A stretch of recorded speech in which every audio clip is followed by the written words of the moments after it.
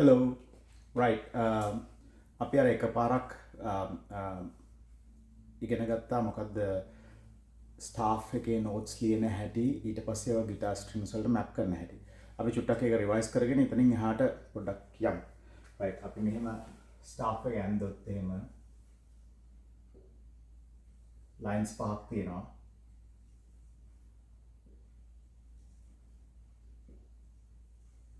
ඊට පස්සේ අපි ට්‍රිබල් ක්ලෙෆ් එක ගන්නවා මෙතනින්.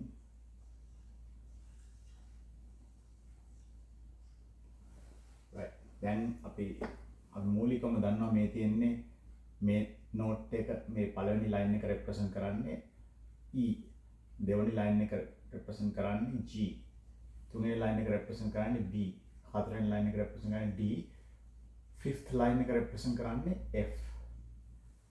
ඊට පස්සේ මේ පළවෙනි ස්පේස් එක රෙප්‍රසන්ට් කරන්නේ F, සෙකන්ඩ් ස්පේස් එක A, තර්ඩ් ස්පේස් එක C, ෆෝර්ත් ස්පේස් එක E. එතකොට අපි මුලින්ම කිව්වා දැන් මේ මෙන්න මෙතන නෝට් එකක් ලිව්වොත් මේ නෝට් එක තමයි first string of the guitar. right. මේ first string කියන්නේ first string from the bottom. right. ඊළඟට අපි මෙන්න මෙතන නෝට් එකක් ලිව්වොත් මේ තියෙන්නේ second string of the guitar. right. මේ තියෙන second string එක මෙතන note එක ලියුවොත් second string ඊළඟට මෙතන note එක ලියුවොත් අපිට ඒක represent කරන්නේ third string of the guitar. right. ඊට පස්සේ අපි මෙතන ලියුවොත් එහෙම මේ ඇවිල්ලා fourth string. මම කෙටියෙන් මේ විදිහට දාන්නම්. ඊට පස්සේ අපි මෙහෙම ලිව්වොත් මේක fifth string. ඊට පස්සේ මෙහෙම ලිව්වොත් මේක sixth string. right. දැන් මේ third string කියන්නේ G, fourth string කියන්නේ D, fifth කියන්නේ A, sixth කියන්නේ E. මේක B, මේක E. දැන් අපි මෙහෙම ලිව්වහම ගිටාර් එකේ ස්ට්‍රින්ග්ස් 6 ගත්තොත් එහෙම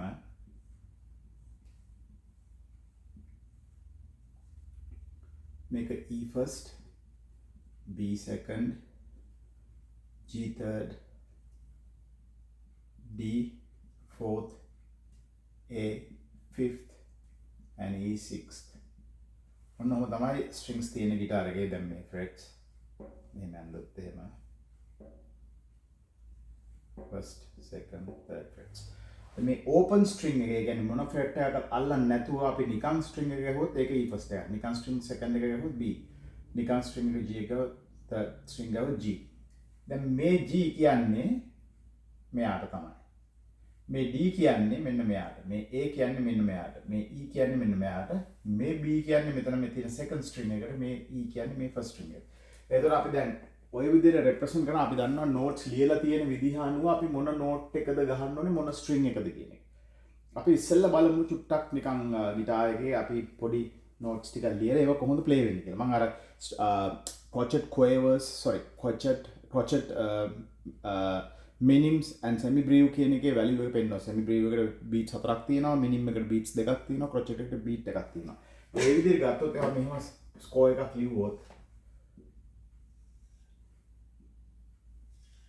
මෙහෙම ස්කෝර් එකක් ලිව්වොත් අපි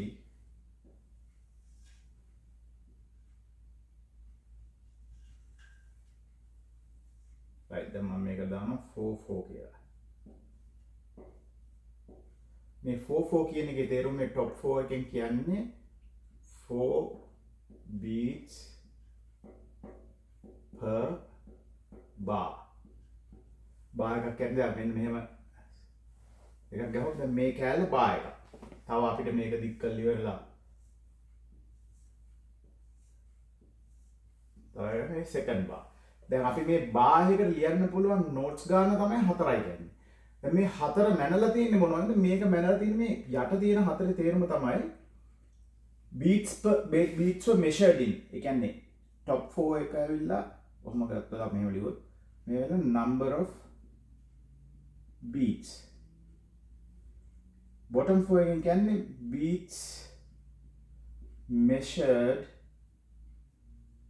in crotchets or quarter notes. right? දැන් එතකොට දැන් මේක ලියන්න පුළුවන් පිටරන crotchets වලින් ලියන්න පුළුවන් හතරයි. අපි දැන් මෙහෙම ලියුවොත් මම මේක ලියනවා G එක. stem එක උඩට. ඊළඟට දෙනවා B එක. stem එක පල්ලෙහාට. ඊළඟට ලියනවා E එක. ඊළඟට stem එක පල්ලෙහාට. එහෙනම් තාමත් ලියන්න පුළුවන් වෙන්නේ තව එක note එක මේක තමයි 1 2 3 ඕල්ඩ්. මොකද මේ එකක් 1යි 2යි 3යි. එහෙමයි අපි ගණන් කරන්නේ. ඒතකොට මම ආයෙක G එකක් ලියනවා. මේක ලියනවා මිනිම් එක. එතකොට මිනිම් එක කියන්නේ 2 beats. එහෙනම් තව දෙකයි ලියන්න පුළුවන්. මම එතකොට ආයෙ ලියනවා ඒකෙම දෙකක් crotchets දෙකක් ලියනවා මෙතන. එතකොට මේක 1 2 3 4 1 2 3 4. එතකොට මේක අපි ප්ලේ වෙන්නේ 1 2 3 4.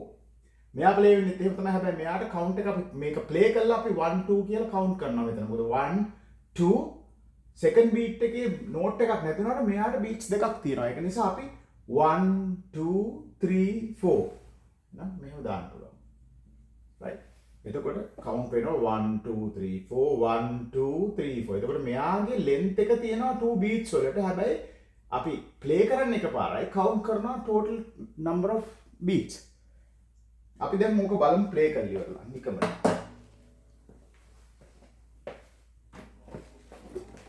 හරි දැන් මේ ගිටාර් එක ගත්තොත් මම හිතන්නේ පේනවා ඇති. දැන් ගිටාර් එකේ අපි තියෙන notes ටික ගත්තාම මම ඉස්සෙල්ලා කිව්වා මේ තියෙන්නේ E මේක B මේක sorry E G B E B G D A E. එතකොට දැන් මේ open string එක E මේක තමයි මේ තියෙන්නේ.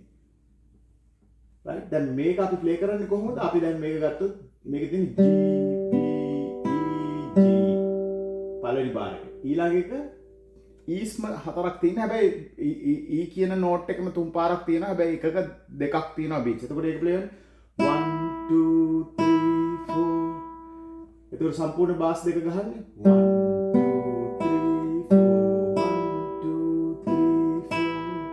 අපි alternative fingers වලින් තමයි මේක play කරන්නේ. අපි එකම finger එකෙන් මේක ගහන්නේ. අපි index middle තමයි ගහන්න බලන්න. 1 2 3 4 1 2 3 4. මේ අවස්ථාවේදී මම ඇඟිලි තුනම පාවිච්චි කරා. මොකද පළවෙනි note එක G එක, ඊළඟ note එක B එක. එතකොට මම index එකෙන් G එක ගහලා middle finger එකෙන් B එක ගහනවා. ඊට පස්සේ E note එක ගහන්නේ මම annular finger එකෙන් fourth finger එක, third finger එක. 1 2 3 ඊට පස්සේ E එක මෙන්න මෙයාව පටන් ගන්නෙ A finger එක annular finger එකෙන්ම තමයි. 1 2 3 4 finish up කරනවා middle and index fingers වලින්. ඔන්න ඔක තමයි අපි අල්ල ගන්න ඕනේ ටෙක්නික් එක. මම තව lessons ටිකක් දාන්නම් ඒවා අල්ල ගන්න පුළුවන් විදිහට. තව ටිකක් detail විස්තර, ඒ කියන්නේ details එක දැනට අපි උතරින් නවත්තමු.